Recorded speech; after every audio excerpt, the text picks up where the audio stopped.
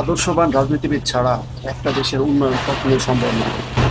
আপনি দেখবেন যতগুলা উন্নত দেশ আছে, যেমন ধরেন জাপান কিংবা ইউরোপের কোনো দেশ, ওদের দেশে দেখবেন যে রাজনীতিবিদরা যখন ভুল করে তখন ওরা পদত্যাগ করে, নিজে নিজে পদত্যাগ করে। কিন্তু আমাদের দেশে এটা হয় না। আমাদের দেশে হচ্ছে মানে জোর করে পদত্যাগ করানো লাগে না। সবাই মিলে যখন চাপ দিবে তখন দল থেকে বলবে ভাই তোমার বহিষ্কার করা হবে। এই হলো পদত্যাগের সিস্টেম। তো একটা দেশের উন্নয়নের জন্য সেই দেশের রাজনীতির উন্নয়নের দরকার আছে।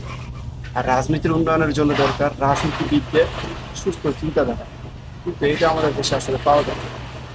আমাদের দেশে আসলে মানে জোর যার মুল্লুক তার এরকম। প্রত্যেকটা রাজনীতিবিদই দেখবেন যে তার যতটুকু না জনপ্রিয়তা আছে, এর থেকে বেশি হলো তার লাঠিয়াল বাহিনী দিয়া সবকিছু ম্যানেজ করে। এই যে ধরেন দেশে চাঁদাবাজি, সিন্ডিকেট, এর সবকিছু মূলেই কিন্তু এই লাঠিয়াল বাহিনী। তো একটা সুষ্ঠু রাজনৈতিক পরিবেশ ছাড়া একটা দেশের উন্নয়ন আপনি কখনোই মানে কামনা করতে পারেন না। এটা আসলে এই চাওয়াটা এক ধরনের বলতে গেলে অপরাধ।